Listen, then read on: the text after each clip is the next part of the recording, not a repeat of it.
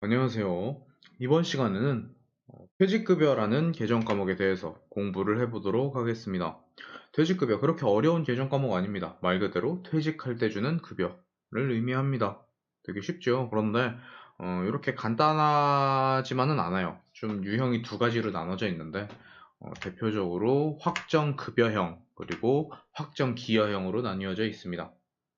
뭐 여기까지는 대충 공부를 조금이라도 하신 분들은 이런 게 있구나라고 기억을 하실 수가 있어요. 근데 확정급여형이 어떻게 해서 확정급여형이고 확정기여형은 어떻게 해서 확정기여형인지는 모르시는 분들이 있어요. 이 정도는 이제 알아두면 좋은 거니까 그래서 간단하게 좀 설명을 해드리고 넘어가도록 하겠습니다. 일단 확정급여형부터요. 확정급여형은 일단 회사하고 직원이 있습니다. 근데 퇴직금이라는 거는 어떤 구조로 돼 있냐면은 직원이 1년을 다니면 한 달치의 월급이 적립되는 구조로 돼 있어요. 근데 회사 사람들이 뭐 1년 다니고 그만두고 1년 다니고 그만두고 하는 게 아니죠. 많이 다니면은 20년, 30년, 40년까지도 한 회사에서 계속 다닐 수 있단 말이에요. 그쵸? 그러면 한 달치 월급이 곱하기 40이면은 한 달에 한 500만 받는다고 해도 억이 넘어가죠. 그죠? 근데 한 번에 한 명만 퇴직을 하는 게 아니고 여러 명이 같이 퇴직을 할 수도 있어요. 그럼 회사 입장에서는 몇 억, 몇십억을 준비해야 될 수도 있단 말이죠. 이런 돈을 한 번에 가져가 이런 식으로 해서 줄 순 없죠. 그럼 어떻게? 이 정도가 나갈 거다라고 생각을 하고 있어야겠죠. 그렇죠? 근데 확정급여형은 회사에서 직원한테 직접 주는 그런 구조가 아닙니다. 여기 중간에 퇴직금을 관리하는 금융기관을 하나 낍니다. 그리고 직원이 1년간 다녔다라고 하면은 회사에서 이 금융기관에게 어, 1년치 퇴직금을 송금을 합니다. 이런 식으로요. 그러다가 뭐 1년 더 다녔으면 1년치 또 송금하고 또 송금하고 해가지고 이 직원이 퇴직할 때까지 계속 송금을 해요. 그러다가 직원이 퇴직한다 그러면은 이 퇴직금 관리 금융기관에서 이런 식으로 내려주는 이런 구조를 가지고 있습니다. 이거를 확정급여형이라고 합니다. 바꿔 말하면은 회사는 퇴직금 관리 금융기관에게 이렇게 보내기만 하면은 더 이상 신경 쓸 게 없겠죠. 그죠? 그래서 퇴직연금 운용을 금융기관에서 알아서 해주면서 그에 대한 손실에 대해서는 회사에서 이제 책임을 지죠. 손실이 났을 때는. 그래서 안정적인 퇴직연금을 받을 수 있는 거, 이런 거를 확정 급여형이라고 합니다. 바꿔 말해서 이제 회사 책임형이라고 하죠. 회사는 이쪽에 보내면은 이제 금융기관에서 이렇게 처리를 해주니까 연금 형식으로 지원은 받을 수 있겠죠. 그래서 계정 과목을 퇴직연금 운용자산이라고 부를 수 있습니다. 계정 과목이에요. 퇴직연금 운용자산. 확정급여형이라고 나오면 퇴직연금 운용자산으로 분개하는구나 라고 생각을 해주시면 되겠습니다. 그럼 확정기여형은 뭐냐?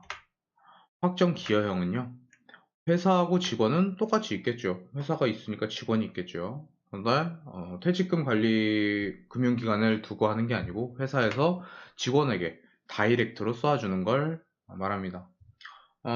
이제 퇴직금을 이제 매년 중간에서 정산하는 것처럼 한 달치 월급을 퇴직연금 계좌로 넣어주면서 이제 관리를 하니까 이제 펀드나 예금 등으로 이제 관리를 할 수는 있는데 요거는 이제 좀 관리를 잘 못하거나 이런 사람한테는 좀 손해가 오겠죠. 그렇죠? 그래서 좀 안정적인 형태를 취하는 사람은 확정급여형을, 그리고 좀 자신이 투자를 하겠다라고 생각하시는 사람들은 확정기여형을 채택하고 있습니다. 그래서 확정기여형은 개인 책임형이라고 생각을 해주시면 될 것 같아요.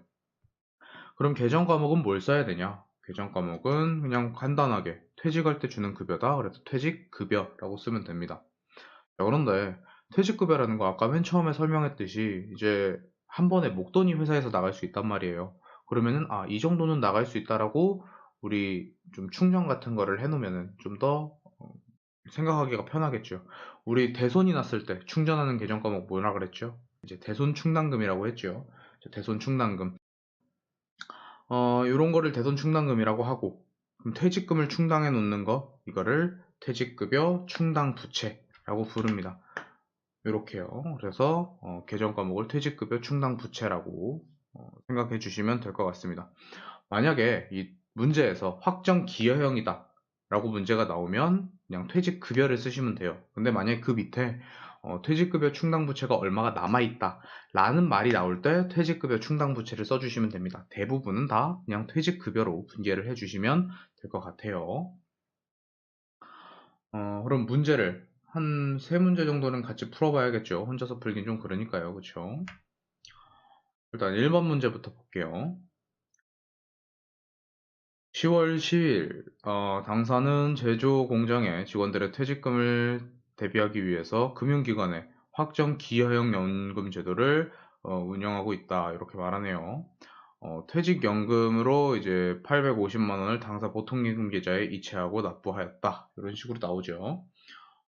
기여형이라고 나왔네요. 기여형. 그쵸? 기여형이라고 나오면 퇴직 급여로 한다 그랬죠. 그쵸? 퇴직급여 850만 원, 그리고 보통예금 850만 원, 이런 식으로 해주시면 됩니다. 퇴직급여 충당 부채가 아닙니다. 왜냐면은 지금은 충당한다, 아니면은 뭐 충전돼 있는 금액이 있다, 이런 소리가 없죠. 그렇기 때문에 그냥 퇴직급여로 분개를 해주시면 되겠습니다. 9월 10일 문제요. 전 직원은 퇴직금에 대해서 확정급여형 퇴직연금에 가입하고 있으며 1,000만 원을 보통예금 계좌에서 이체하여 납부하였다라고 나오죠. 확정급여형이라고 나왔어요. 급여형, 확정급여형. 그러니까 퇴직연금 운용자산으로 분개를 해주시면 되겠죠. 차변에 퇴직연금 운용자산 1,000만 원, 대변에 보통예금 1,000만 원, 이런 식으로 분개를 해주시면 되겠습니다. 3번은 똑같은 문제네요. 그렇죠? 똑같은 문제예요. 완전히 똑같네요. 날짜만 다르고. 그렇죠? 임직원에 대해서 확정급여형으로 줬다고 하니까 얘도 퇴직연금 운용자산 1,000만 원, 대변에 보통예금 1,000만 원, 이런 식으로 분개를 해주시면 되겠습니다. 여기까지 이제 들으신 분들은 잠깐 일시정지를 누르시고 뒤에 문제를 한번 쫙 풀어보신 다음에 그 다음에 제 수업을 이어서 들으시면 될 것 같습니다. 자, 그러면 다 풀었다고 생각하고 진행을 해보도록 하겠습니다. 8월 27일 임직원의 안정적인 퇴직금 지급을 위해서 확정급여형에 가입하고 950만 원을 보통예금에서 이체하였다라고 합니다. 자, 보통예금으로 나간 건 950만 원이죠. 이 금액이라는 건 얼마를 말해요? 950만 원을 말하죠. 950만 원 중에 10만 원이 수수료 비용이랍니다. 950만 원 중에요. 그렇죠? 퇴직연금 운용자산이 950이 아니고요. 일단 보통예금이 950인 거예요. 그래서 차변에 퇴직연금 운용자산은 10만 원을 뺀 940만 원이 되고요. 보통예금은 950만 원이 되겠죠. 10만 원은 뭐로 해야 돼요? 수수료 비용으로 처리를 해줘야겠죠. 여기서 수수료 비용은 800번대를 입력해 주셔야 될 것 같습니다. 그 다음에 퇴직금에 대해서 확정급여형이에요. 그쵸? 이것도 퇴직연금 운용자산으로 해야겠네요. 차변에 퇴직연금 운용자산 1,000만 원, 대변에 보통예금 1,000만 원, 이런 식으로 분개를 해주시면 되겠습니다. 다음, 확정기여형 퇴직연금 제도를 설정하고 있으며 생산부 직원의 퇴직연금의 기여금 150만 원을 은행에 현금 납부하였다. 이번엔 기여형이네요. 그쵸? 기여형이면 퇴직급여. 뭐 나중에 한 번 더 설명을 하겠지만 이제 생산직이라고 나오고 생산직, 공장, 제조업이라고 나오면 우리가 항상 봤던 800번대가 아니고 500번대로 입력을 해주셔야 됩니다. 그래서 차변의 퇴직급여 150, 대변의 현금 150인데 여기 퇴직급여 보시면 지금 500번대로 되어 있죠. 네, 그래서 500번대로 입력이 되어 있는 겁니다. 다음 7번이요. 회사는 생산직이래요. 생산직 직원 A씨의 퇴직으로 퇴직금 5천만 원을 보통예금에서 지급했는데 퇴직금과 관련된 자료는 다음과 같고 퇴직금에 대한 원천 징수는 고려하지 아니한다. 기여형인지 급여형인지 나와 있지 않아요. 근데 마지막에 보니까 뭐가 나왔어요? 퇴직급여 충당부채가 나왔어요. 퇴직급여 충당부채라고 나오면 얘는 확정 기여형이 되겠죠. 그쵸? 내가 지금 충전해 놓은 게 7천만 원이 있대요. 그쵸? 7천만 원이 있는데 내가 퇴직금으로 지금 써야 될 게 5천만 원이에요. 그럼 내가 이 7천만 원을 다 써야 될까? 아니죠. 충전한 거에서 5천만 원만 쓰면 되겠죠. 2천만 원은 다음에 쓰면 되잖아요. 그쵸? 그래서 차변에 퇴직급여 충당부채 5천만 원, 대변에 보통예금 5천만 원, 이런 식으로 분개가 되면 될 것 같아요. 다음 8번 문제. 이번에도 생산부네요. 자, 생산부 직원 최말단 씨가 퇴직금을 지급하면서 원천징수세액, 우리 첫 시간에 우리 예수금에 대해서 했었는데, 예수금에 제가 나오는 계정 과목 중에 퇴직급여도 있다고 했죠. 급여랑 똑같이 생각을 하면 됩니다. 급여 자체가 발생을 했을 때 거기서 세금을 얼마를 떼고 나머지를 보통예금에서 이체해줬다. 얘도 퇴직금이 950만 원이 발생을 했어요. 그쵸? 근데 그 중에서 원천징수세액을 차감하고 나머지를 보통예금에서 이체를 했대요. 그쵸? 그냥 간단하게 하면 될 것 같아요. 차변에 퇴직급여 충당부채 590만 원, 대변에 보통예금 573만 5천 원, 나머지 예수금 이렇게 합니다. 여기서 퇴직급여 충당부채를 쓴 이유는요. 여기 퇴직급여 관련 계정을 조회한 후 입력한다 이렇게 나오죠. 이게 무슨 소리냐면은 장부에 우리가 지금 퇴직급여 충당부채가 얼마인지 위에 문제 7번 문제처럼 이렇게 주어지질 않은 거예요. 대신 우리 그 장부에 컴퓨터에서 찾아보면은 퇴직급여 충당부채가 얼마인지 나와 있는 그런 문제가 되겠습니다. 이렇게 퇴직급여 관련 계정을 조회한 후 입력한다 라고 나오면 직접 퇴직급여 충당부채가 얼마가 있는지 확인을 하신 후 분개를 해주셔야 됩니다. 이 문제는 아마 기출문제에서 따온 건데 이게 퇴직급여 충당부채가 590만 원이 있었을 겁니다. 그래서 이런 식으로 분개가 됐을 거예요. 마지막 9번, 10번, 11번 보도록 하겠습니다.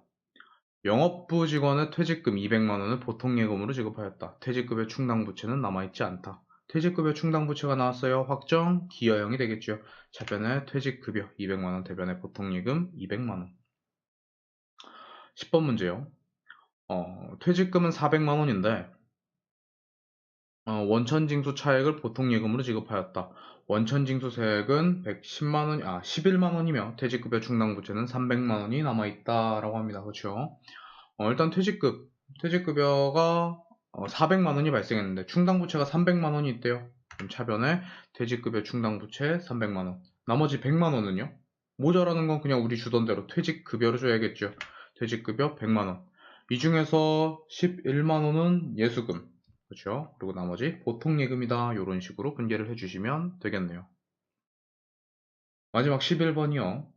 확정 기여형 퇴직연금 운용제도를 설정하고 있으며 생산부 직원의 퇴직급여는 150만 원을 은행에 현금 납부하였다 이렇게 나왔죠. 기여형이니까 퇴직급여. 차변에 퇴직급여 150만 원, 대변에 현금 150만 원. 확정 기여형이라고 하니까 퇴직급여죠. 그리고 생산부 직원이기 때문에 500번대 이런 식으로 분개를 해주시면 될 것 같아요. 여기까지가 이제 퇴직금에 대한 간단한 설명이었습니다. 퇴직금 자체 그렇게 어렵지 않죠. 그냥 확정 급여형이라고 나오면 퇴직연금 운용자산, 확정 기여형이라고 나오면 퇴직급여. 이렇게 분개를 해주시면 되겠습니다. 이 정도는 써놓고 외워주시는 게 좋을 것 같아요. 자, 그럼 이번 수업 시간은 여기까지 하도록 하고요. 재밌게 들으셨으면 좋아요와 구독 버튼 한 번씩만 눌러주시면 감사하겠습니다. 오늘도 수업 들으시느라 수고하셨습니다.